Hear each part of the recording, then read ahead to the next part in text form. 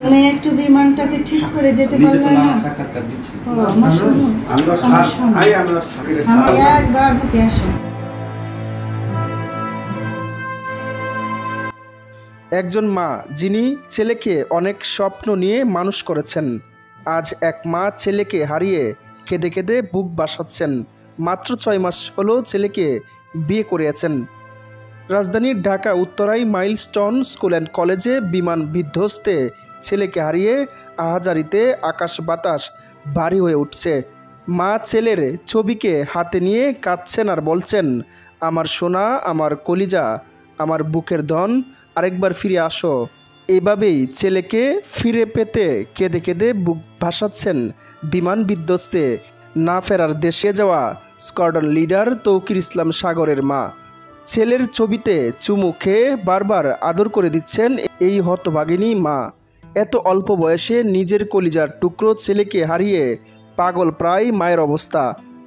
তৌকিরের গ্রামের বাড়ি রাজশাহী চাঁপাইনবাবগঞ্জের শিবগঞ্জে হলেও রাজশাহী উপশহরে 3 নং সেক্টরে পরিবার নিয়ে ভাড়া থাকতেন তিনি। ভাই বোনের মধ্যে তিনি বড়। মাত্র 6 মাস আগে বিয়ে হয়েছিল তার। স্ত্রী ঢাকায় একটি প্রাইভেট বিশ্ববিদ্যালয়ের প্রভাষক।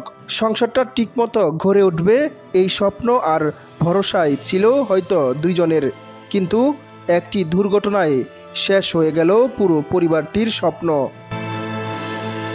আজ এখানেই কবরে চিরনিদ্রায় শায়িত হবে তরুণ পাইলট তৌকির ইসলাম সাগর।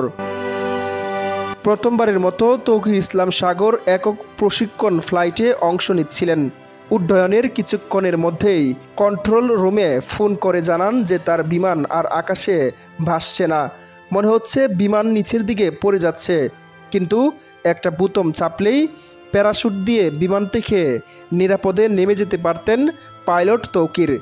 ফিরতে পারতেন পরিবারে, ফিরতে পারতেন নতুন বউয়ের কাছে, যে ঘরে এক কোণে বসে অপেক্ষা করছে তৌকিরকে নিয়ে ভবিষ্যতের হাজারো স্বপ্ন নিয়ে।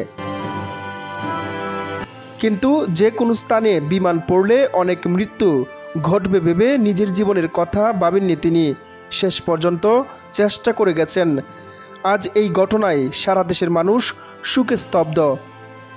দেশের মানুষের মনে একটাই আকাঙ্ক্ষা, আর যেন এমন দুর্ঘটনা না ঘটে।